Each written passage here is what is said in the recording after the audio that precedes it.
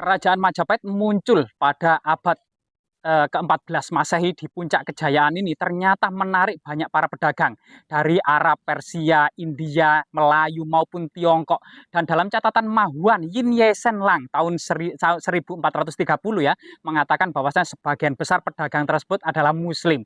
Di makam Troloyo ini banyak diteliti oleh ilmuwan Belanda termasuk kemudian epigraf Perancis Louis Charles Damai juga mencatat bahwasanya makam-makam ini asli makam era kerajaan Majapahit. Bahkan nisan-nisan tertua ada yang diduga era Tribuana Wijaya Tunggadewi dan nisan-nisan juga ada yang terpahat angka tahunnya adalah 1298 Saka atau tahun 1376 Masehi. Artinya banyak pula para pejabat tinggi atau keluarga dekat raja-raja Majapahit yang memeluk agama Islam. Termasuk di belakang kita ini merupakan yang menurut tradisi itu adalah makam Ratu Kencono Wungu dengan Putri Anjasmara secara tradisi masyarakat. Namun memang makam yang ada di belakang itu sejatinya memang makam Muslim. Namun memang tidak ada inskripsi, hanya angka tahun saja sehingga kemudian kita sulit kemudian melacak kesejatiannya siapa almarhum yang dimakamkan. Namun berita tradisi itu mengatakan adalah Ratu Kencono Wungu. Munculnya istilah Ratu Kencono Wungu dan Putri Anjasmara terdapat dalam serat Damar Wulan yang diduga ditulis pada abad ke-18 yang saat ini serat tersebut menjadi koleksi British Library atau Inggris ya, sebuah catatan atau manuskrip terindah sehingga kemudian di dalamnya penuh dengan tulisan-tulisan Jawa baru dan gambar-gambar yang mengungkapkan kehidupan orang-orang Jawa pada abad ke-18 atau ke-17. Sehingga kemudian dalam catatan serat Damar Wulan tersebut dikatakan bahwasanya Ratu Kencono Wungu ini adalah seorang ratu penguasa kerajaan Majapahit yang pada waktu itu Majapahit dirundung pemberontakan oleh Kebo Marcuet. Sehingga Ratu Kencono Wungu ini kemudian bernazar siapa saja yang berhasil menumpas Kebo Marcuet akan dijadikan suami. Yang ternyata yang berhasil menumpas Kebo Marcuet adalah Minak Jinggo, Adipati Belambangan atau Banyuwangi. Sehingga kemudian Minak Jinggo karena tampangnya buruk rupa, Ratu Kencono Wungu enggan menikah dengan Minak Jinggo. Akhirnya Minak Jinggo pun memberontak dan melawan Ratu Kencono Wungu. Pada suatu ketika ada seorang abdi ya, atau budak dari Patih Majapahit yang bernama Logender. Abdi tersebut bernama Damar Wulan. Patih tersebut juga memiliki putri cantik jelita yang bernama Ratu Ayu atau bukan Ratu ya, ada Putri Anjasmara dan memiliki saudara Layang Seto dan Layang Kumitir. Putri Anjasmara ini pun jatuh cinta dan menikah secara sembunyi-sembunyi dengan Damar Wulan. Akhirnya Damar Wulan ini dikirim ke Belambangan untuk menumpas Minak Jinggo dan ternyata kemudian kesaktian Minak Jinggo, Damar Wulan kalah di penjara. Namun karena ketampanan Damar Wulan, istri dari Minak Jinggo yaitu Wahita dan Puyengan jatuh cinta kepada Damar Wulan, berhasil kemudian membocorkan ilmu kesaktian Minak Jinggo sehingga kemudian Minak Jinggo berhasil kemudian ditumpas oleh Damar Wulan. Sehingga kemudian Damar Wulan berhasil menumpas Minak Jinggo menjadi suami Ratu Kencono Wungu sekaligus menjadi suami Putri Anjasmara, Dewi Puyengan dan Dewi Wahita sekaligus. Ini sebuah cerita legenda dalam serat Damar Wulan. Sejatinya kemudian para raja dan ratu kerajaan Majapahit ya, itu memang tidak ada yang namanya Ratu Kencono Wungu maupun kemudian nama Damar Wulan. Kemungkinan Damar Wulan ini berasal dari daerah atau ibu kota kerajaan Majapahit yang bernama Troh Wulan ya atau Caitrah Wulan. Di mana kemudian raja-raja Majapahit yang kita ketahui Dyah Wijaya sang pendiri kerajaan Majapahit ini yang memerintah Majapahit antara tahun 1293 sampai 1319 digantikan Jaya Negara yang memerintah kemudian tahun 1309 ya sampai 1328 Masehi sehingga kemudian digantikan oleh adiknya yaitu Tribuana Tunggadewi. Tribuana Tunggadewi memerintah Majapahit antara tahun 1328 sampai 1350. Kemudian digantikan putranya yaitu Dyah Hayam Wuruk yang memerintah Majapahit antara tahun 1350 sampai 1389. Digantikan Wikramawardhana menantunya yang menikah dengan Pramudia Kusumawardhani ya, Kusumawardhani. Terkadang Kusumawardhani lah diidentikan dengan Ratu Kencono Wungu. Namun kemudian ternyata setelah Wikramawardhana yang memerintah Majapahit tahun 1389 sampai 1429 digantikan oleh Suhita. Nah, ada juga kemudian di balik kisah Ratu Kencana Wungu ternyata juga berlatar belakang kehidupan Ratu Suhita yang memerintah Majapahit antara tahun 1429 sampai 1447. Kemudian digantikan Kertawijaya ya tahun 1447 sampai 1453. 3 tahun Majapahit tidak memiliki raja, the vacuum of power. Kemudian digantikan oleh Girisah Wardana atau Brewengker tahun 1456 sampai 1474. Kemudian tahun 1474 inilah kemudian naiklah dia Suraprabawa. Tapi 2 tahun setelah itu dikudeta oleh Breh Kertabumi antara tahun 1478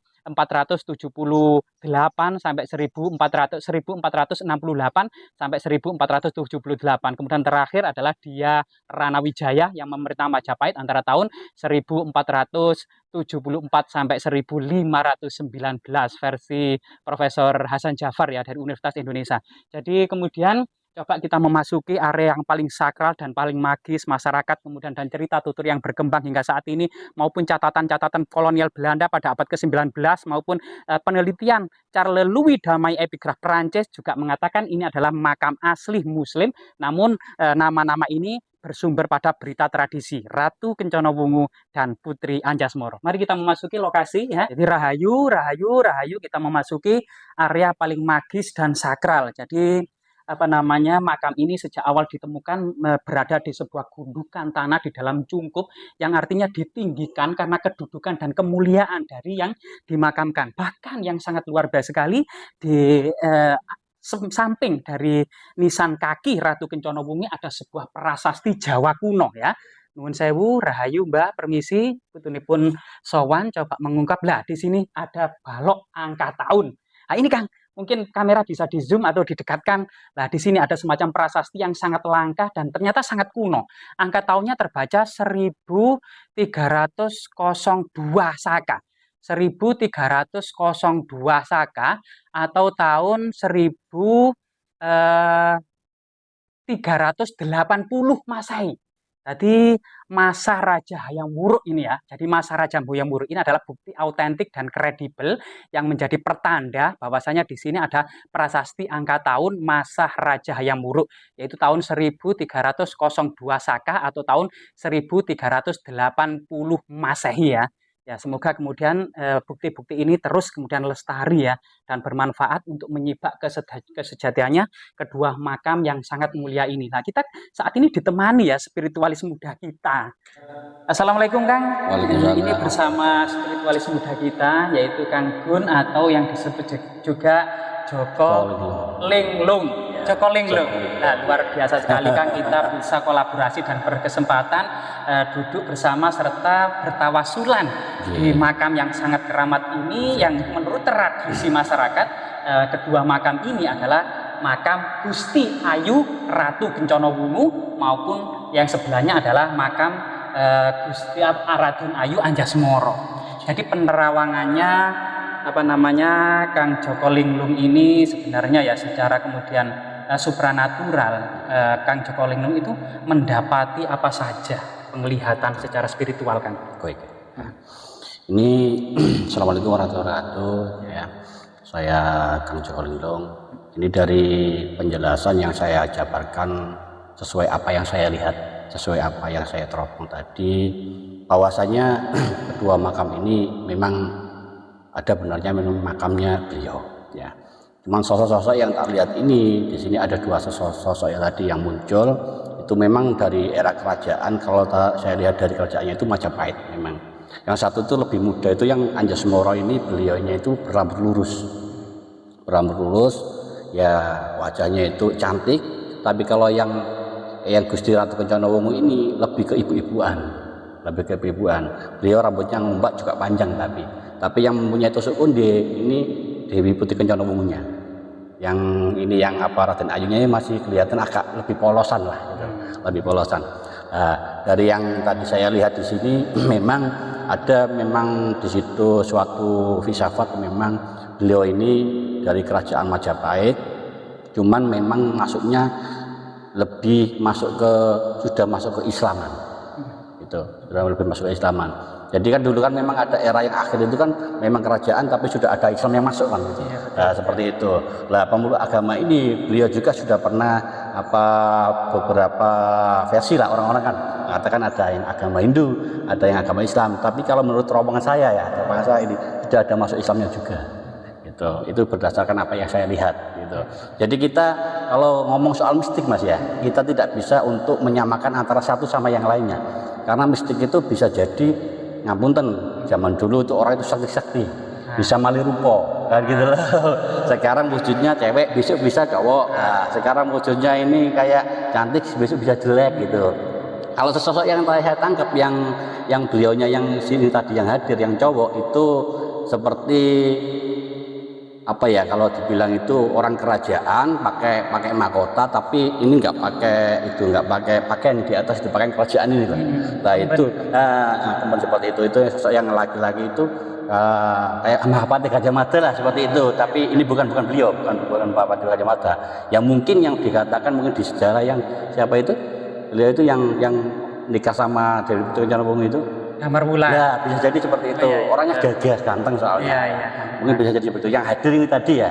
Karena kita setiap kali kita ke makam, setiap kali kita ke tempat sesepuh, itu belum tentu mereka hadir semua. Gitu loh. Yang saya lihat barusan ini tadi, yang hadir insya Allah 3 itu tadi. Jadi Dewi Putri Kencana yang berwujud keibu-ibuan itu ya memang cantik, cuma masih lebih cantikan yang Anjas Moronya. Anjas Moronya kelihatan lebih muda, rambutnya lurus, terus juga pakai kayak ini juga kayak mahkotahan tapi buat yang cewek itu loh, seperti itu. Jadi kalau menurut saya kesimpulannya di sini memang benar adanya itu makam ini. Mohon maaf, ini yang tusuk kode ini ada yang dipendam di sini. Yang punya dia ada di sini ya. Jadi sebenarnya bukan cuma sekedar, kalau zaman dulu kan kadang bilang ini makam ini cuma sekedar petilasan atau enggak, ini ada pusaka juga ya, termasuk tusuk konde. Tusuk konde itu. Kalau zaman sekarang tusuk konde mungkin nggak ada nyoninya kan, tapi kalau zaman dulu bisa buat apapun gitu loh, seperti itu ya. Iya, dari saya penjelasannya cuma itu aja. Teman-teman ya, memang Majapahit yang sangat besar, mampu ya memayungi Nusantara dengan alat-alat yang sangat sederhana. Siapa bilang sederhana ya? Kesaktian zaman dulu saat ini memang seakan-akan seperti sains yang hilang ya. Dijelaskan dari Kang Gun tadi itu ada semacam transfigurasi. Jadi orang-orang dahulu itu bisa merubah bentuknya. Kadang menjadi tua, ternyata kadang menjadi muda belia. Ya, itu malih rupo namanya. Cantik juga, malih rupo ya. Itu bahasa ilmiahnya adalah transfigurasi. Tidak menutup kemungkinan semacam teleportasi, yaitu kemudian menembus ruang dan waktu. Ya, telekinesis, ya memindahkan benda tanpa menyentuh, gitu ya. Bisa. Atau kemudian lavitasi, terbang melayang, atau clairvoyant, yaitu melihat menembus ruang kan gitu ya, kayak malampir gitu ya. Itu bahasa ilmiahnya adalah clairvoyant. Termasuk kemudian komunikasi pikiran. Atau yang kebatinan, ya telepati. Ya, biasa sekali. Jadi kita dengan kerendahan hati ya, sangat luar biasa yang dijelaskan oleh Kang Gun tadi. Ternyata memang ilmu-ilmu itu adalah semacam sains yang hilang, atau dahulu memang pernah ada, dan itu sebuah fakta dan realita yang tidak bisa dipungkiri. Oke, satu kali Kang Gun, banyak sekali para perziarah di sini dan sebagian masyarakat itu percaya doa-doa mudah dikabulkan. Bahkan pada musim pencalonan lurah saat ini, di kepala daerah ya, atau bupati, gubernur, itu kemudian banyak yang datang sowan menemui Ratu Kencana Wungu, dan dikatakan bahwasanya siapa saja yang datang ke sini itu kemudian diberikan munajat. Munajat, dan sehingga kemudian mereka berhasil menduduki sesuai apa yang diinginkan. Gimana pandangan Kang Gun? Ya memang benar, bukan cuma di sini aja. Dimanapun dari pengalaman saya di perjalanan di Supranatural sama ini ya, memang saya ini kan dari kecil, dari bahan saya sendiri. Kalau ibarat orang saya tirakat itu esek kalah karo mbah lah. Jadi cuma setempel aja gitu lah.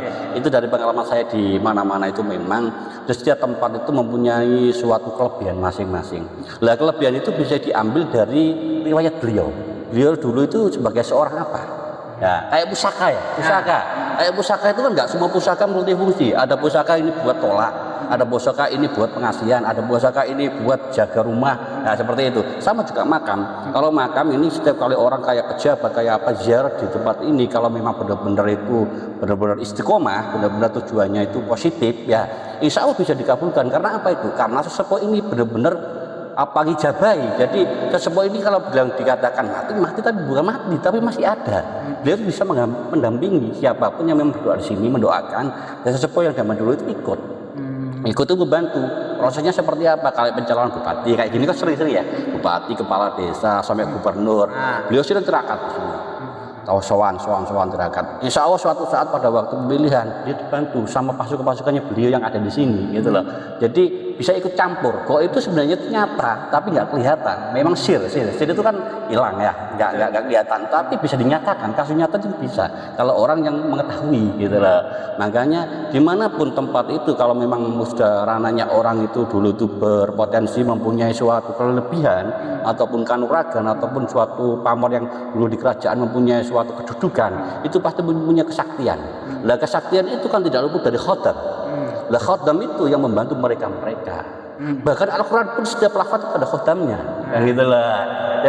Ya makanya kalau ada orang penjelasan mengatakan bahwasanya kok bisa ya Al-Quran ini kalau dibacakan ke orang-orang yang kesurupan kok bisa sampai kepanasan apa? Karena itu untuk khotamnya. Ya khotamnya itu yang mengajar, gitu loh.